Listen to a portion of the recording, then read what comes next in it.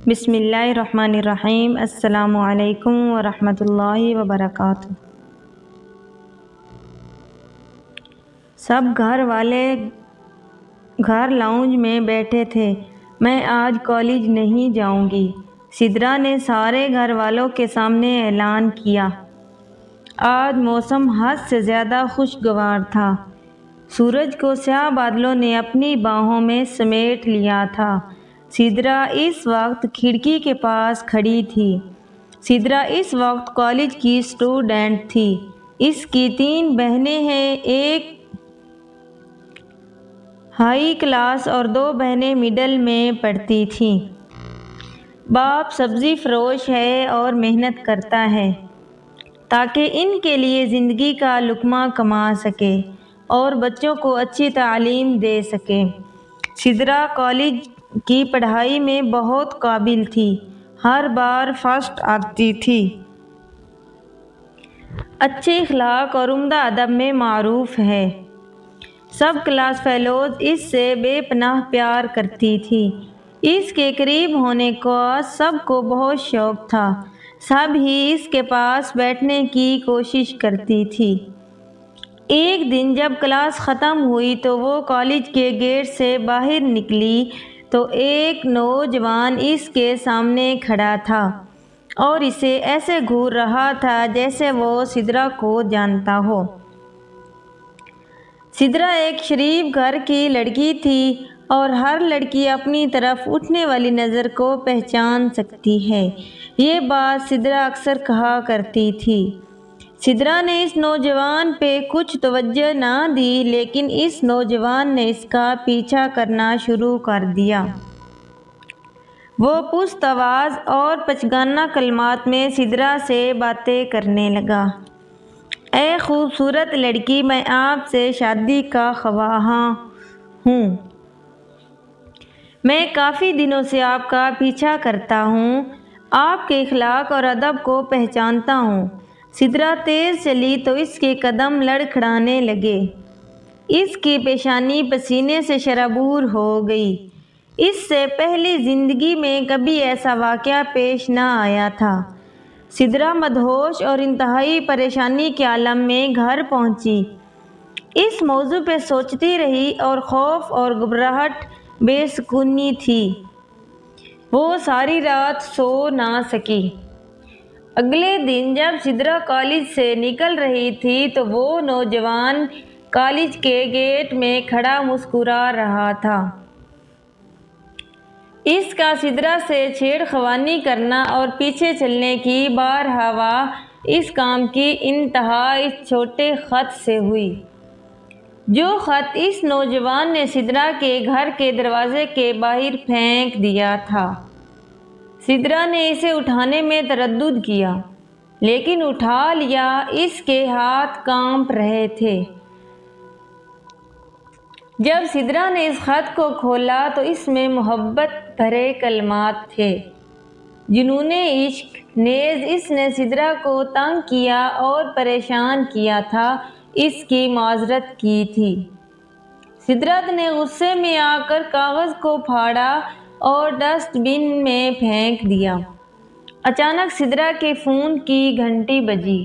وہی نوجوان خوبصورت کلام سے بول رہا تھا۔ آپ نے خط پڑھ لیا کہ نہیں؟ سدرا نے کہا، اگر تم نہ سدھرے تو میں اپنے گھر والوں کو بتا دوں گی اور تباہی تمہاری ہوگی۔ ایک گھڑی بعد دوبارہ فون کر دیا، پیار جتانے لگا۔ میرا مقصد بڑا نیک ہے، میں تم سے شادی کرنا چاہتا ہوں۔ میں تم سے اتنا پیار کرتا ہوں جتنا تم سوچ بھی نہیں سکتی، اور مجھ سے زیادہ پیار تمہیں کوئی نہیں کر سکتا۔ میں تمہیں بہت خوش رکھوں گا، تم میرے ساتھ ہمیشہ خوش رہو گی۔ میں بہت مالدار ہوں، تمہارے لیے محل بناؤں گا اور تمہاری ہر خواہش کو پورا کروں گا۔ میں اکلوتا ہوں اور خاندان سے کوئی باقی نہیں بچا۔ اور اس پہ سدرا کا دل نرم پڑ گیا۔ بات چیت کرنے لگی اور بے تکلفی اختیار کرنے لگی۔ سدرا خواب دیکھنے لگی، بڑا گھر، گاڑی، پیار۔ اب سدرا ہر وقت اس کے بارے میں سوچنے لگی، جیسے خوابوں کا شہزادہ مل گیا اور جو اسے بہت پیار کرتا ہے، ہر وقت اس کی کال کا انتظار کرتی رہتی۔ رات 12 بجے سے صبح 4 بجے تک بات ہوتی تھی۔ اب وہ ہر وقت صرف اس کے بارے میں سوچتی تھی، اس کی کال کا ہر وقت انتظار کرتی۔ سدرا اس نوجوان سے پیار کرنے لگی تھی۔ کالج سے نکلتے وقت اس کو تلاش کرتی کہ شاید اس کو دیکھ پائے، لیکن بے سود۔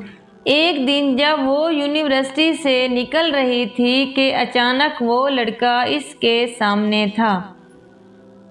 وہ بہت زیادہ خوش ہوئی۔ زندگی میں پہلی بار کسی کا اتنی بے صبری سے انتظار کیا تھا۔ جب وہ اچانک سامنے آیا تو سدرا خوشی سے پھٹ پڑی۔ کہاں تھے تم؟ بتاؤ مجھے، تمہیں دیکھے بغیر کیسے گزرا میرا ٹائم؟ کوئی احساس ہے تمہیں؟ پھر گاڑی میں اس کے ساتھ گھومنا شروع کر دیا۔ وہ سدرا کی طرف دیکھتا رہتا اور سدرا اس کی طرف دیکھتی رہتی۔ اب سدرا کو اس کے سوا کچھ پتہ نہیں ہوتا کہ وہ گم سم رہتی اور خود سے زیادہ پیار اس لڑکے کو کرتی۔ خوشی کھو بیٹھی تھی۔ اگلے دن اس نے سدرا کو کال کی کہ تم بس سٹاپ پہ آؤ، وہاں سے میں تمہیں پک کر لوں گا۔ سدرا کو پک کر لیا اور پھر وہ لانگ ڈرائیو پہ چلے گئے۔ ساتھ گاڑی میں گانا چل رہا تھا جس کی آواز بہت خوبصورت تھی۔ وہ دونوں گانا سن رہے تھے، ایسے نہ مجھے تم دیکھو سینے سے لگا لوں گا، تیرے آ جانے سے یہ دل میرا دھڑکا۔ وہ دونوں ایک دوسرے کو دیکھ رہے تھے، شاید یہ گانا صرف ان کے لیے بنا ہو۔ وہ بہت گھومے پھرے، انجوائے کیا۔ سدرا کو اس کے سوا کچھ پتہ نہیں کہ میں محض اس نوجوان کا پکڑا شکار بن چکی تھی اور سب سے عزت والی جس چیز کی مالک تھی اس کو کھو بیٹھی تھی۔ وہ جنون زدہ کی طرح اٹھے اور کہا، تم نے میرے ساتھ کیا کیا؟ تم ڈرو نہیں، تم میری بیوی ہو۔ میں تمہاری بیوی کیسے ہوں؟ تم نے میرے ساتھ نکاح نہیں کیا ہوا۔ میں انقریب کر لوں گا۔ سدرا لڑکھڑاتی ہوئی اپنے گھر گئی۔ آگ اس کے وجود سے شعلہ زن تھی۔ میں نے کیا کر دیا؟ کیا میں پاگل ہوں؟ کیا میرا دماغ خراب ہے؟ مجھ پہ کیا مصیبت پڑی؟ دنیا میری آنکھوں کے آگے اندھیرا ہو گئی۔ سدرا روتی اور کڑوے عشق پیتی۔ اس نے کالج چھوڑ دیا اور انتہا درجے کی بدحال ہو گئی۔ ہر وقت پریشان رہتی، روتی رہتی، کھانا پینا چھوڑ دیا، اپنی بہنوں سے بات بھی نہ کرتی، کمرے کو بند کر کے روتی رہتی۔ گھر والے بھی اس کی یہ حالت دیکھ کر پریشان رہتے، لیکن کوئی بھی اصل معاملے کو نہ پہچان سکا۔ لیکن سدرا ایک وعدے پہ لٹکی تھی جو اس نے بہکایا تھا، اور وہ اس کا سدرا سے شادی کا وعدہ تھا۔ بہت سے دن گزر گئے۔ اس کے بعد کیا ہوگا؟ اچانک ایک حادثہ ہوا جس نے سدرا کی زندگی داؤ پہ لگا دی۔ اچانک فون کی گھنٹی بجی۔ سدرا نے اس کی آواز سنی، خوش ہو گئی۔ میں نے تم سے ایک ضروری بات کرنی ہے۔ میں ایک اہم کام لے کر تم سے ملنا چاہتا ہوں۔ وہ بہت زیادہ خوش ہوئی کہ وہ ضرور شادی کی بات کرے گا۔ اب سدرا ایک بار پھر سے بہت خوش تھی۔ وہ گھر میں ادھر ادھر چکر لگاتی۔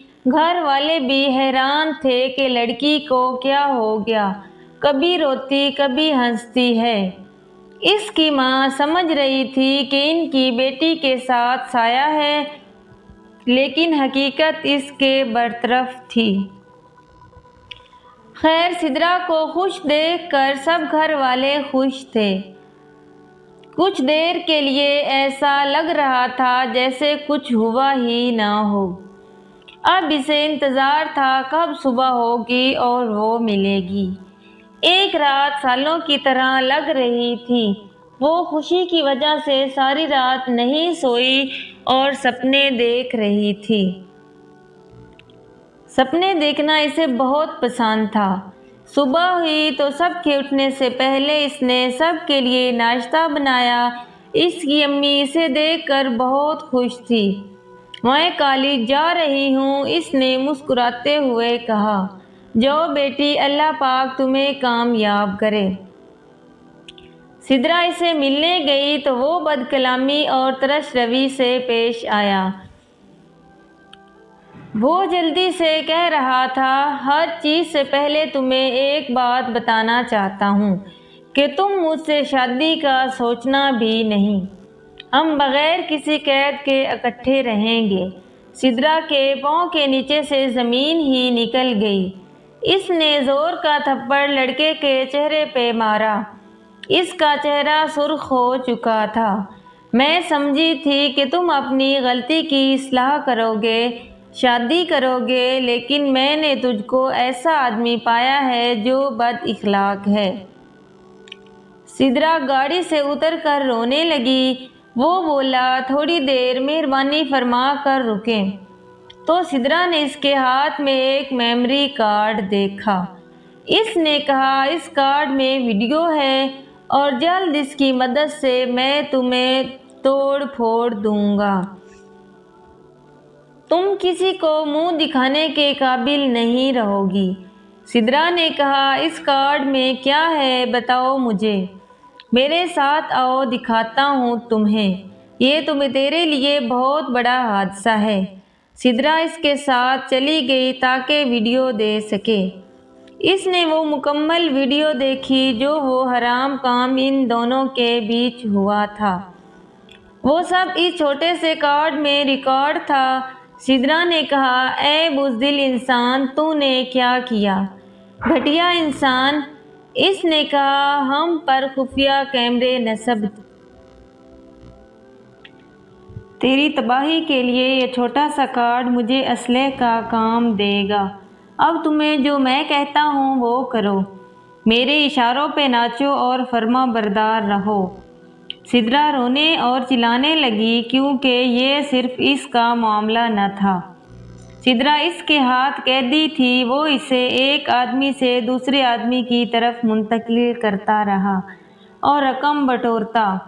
سدرا دلدل میں گر چکی تھی اور اپنی زندگی تباہی کی طرف لے جا چکی تھی، جبکہ اس کے گھر والوں کو اس کے کرتوتوں کی خبر نہیں تھی۔ وہ کیا کرتی ہے، کہاں جاتی ہے، گھر والوں نے تربیت میں کوئی کمی نہیں چھوڑی تھی۔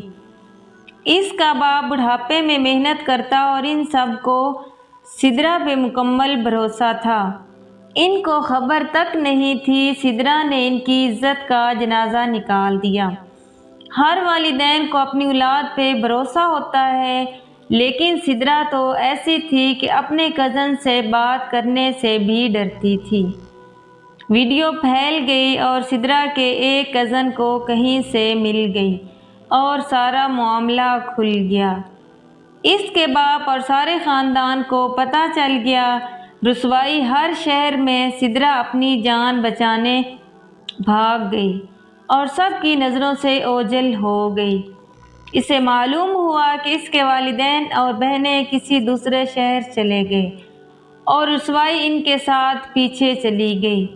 مجالس میں یہی موضوع گفتگو بن گیا اور کیسٹ ایک لڑکے سے دوسرے لڑکے کو منتقل ہوتی رہی اور سدرا جیتے جی مر گئی اور اس کی زندگی میں صرف دکھ باقی رہے۔ ہمیشہ مسکرانے والی لڑکی جسے دیکھ کر سب لڑکیاں اس جیسی بننا چاہتی تھی۔ سدرا نے کبھی سوچا نہیں تھا کہ اس کی چھوٹی سی غلطی کا اسے اتنا عذاب بھگتنا پڑے گا۔ یہاں پہ اس کہانی کا اختتام ہوتا ہے، لیکن کچھ باتیں ضرور کہنا چاہوں گی۔ جانتا ہوں بورنگ باتیں لکھیں جو صرف ردی کا ٹکڑا ہے، اور اب سب کا صرف اور صرف وقت ضائع کیا۔ میں کوئی رائٹر نہیں، آپ سب کے سامنے اس کہانی کو رکھنے کا مقصد صرف اتنا ہے کہ آپ اس کو زیادہ سے زیادہ شیئر کریں تو بچے گی نا۔ صرف اتنی سی آرزو ہے، ایسی باتیں تحریر کروں کہ کوئی غلط راستے پہ جاتے جاتے رک جائے۔ اگر رکے نہ تو سوچے ضرور کہ انجام یہ بھی ہو سکتا ہے۔ پہلے لوگ کہتے تھے کہ جب دو دلوں میں گھنٹی بجتی ہے تو پیار ہو جاتا ہے، لیکن آج کل صرف ایک بار ہنس کے بات کرو لوگ آئی لو یو بول دیتے ہیں۔ یہ 3 الفاظ سننے میں میٹھے ہیں، کچھ لوگوں نے صرف ہوش ٹائم پاس بلیک میل کرنے کے لیے استعمال کر کے ان الفاظ کی ویلیو ختم کر دی ہے۔ کسی کو آئی لو یو کہنے سے انسان پہ بہت ذمہ داریاں آ جاتی ہیں، وہ ساری زندگی اس لڑکی کا محافظ بن جاتا ہے، اس کا خیال رکھنا، اسے خوش رکھنا ہے۔ اور ایک بات کہنا چاہوں گی، پیار روح سے روح کا تعلق ہوتا ہے، جسم سے نہیں۔ پیار ایک پاک رشتہ ہے جس میں انسان خود جان دے سکتا ہے، دوسرے کا دکھ نہیں دے سکتا، اپنی خوشیاں قربان کر کے دوسرے کو خوش رکھتا ہے۔ میری بہنوں، اگر کوئی آپ سے پیار کرتا ہے تو نکاح کرے۔ کوئی بھی شخص جس لڑکی سے شادی کرتا ہے اس میں اپنی بیٹی دیکھتا ہے۔ پارکوں اور ہوٹلوں میں کبھی نہیں ملتا، پہلے عزت کرتا ہے پھر پیار۔ میرے خیال میں جتنی نصیحتیں بیٹیوں کو کی جاتی ہیں اس سے آدھی اگر بیٹوں کو کی جائیں تو کسی بہن کی عزت خراب نہ ہو۔ اسلام نے عورت کو بہت عزت دی، اسلام سے پہلے قتل کر دیا جاتا تھا، اور سب سے اچھا طریقہ ہے اپنی زندگی مذہب کے مطابق گزارو، اور پلیز لڑکے ڈھونڈنے والا کام والدین پہ چھوڑو، وہ آپ کے لیے ہمیشہ اچھا سوچتے ہیں، بہتر سمجھتے ہیں۔ ایک بیٹی کے لیے عزت سب کچھ ہوتی ہے، لڑکیوں کو اپنی عزت کی حفاظت خود کرنی چاہیے، انجان لوگوں سے بات نہ کریں، گھر سے باہر کم نکلیں۔ جب بھی کوئی حادثہ ہو تو انگلیاں صرف لڑکی پہ اٹھتی ہیں۔ آپ سب کا بہت بہت شکریہ، آپ لوگوں کی رائے بہت قیمتی ہے، پلیز ضرور بتائیے گا کیسی لگی آپ کو 4 قسطیں۔ جانتی ہوں مجھ کو تنقید کا نشانہ بنایا جائے گا، لیکن اگر میں حق پہ ہوں تو گردن کٹانے کا قابل ہوں۔ امید ہے آپ سب اپنی رائے کا اظہار ضرور کریں گے۔ آخر پہ کہنا چاہوں گی، بہنیں سانجھی ہوتی ہیں، سب کی عزت کریں۔ دوستو، اگر ویڈیو پسند آئے تو ویڈیو کو لائک اور شیئر لازمی کریں۔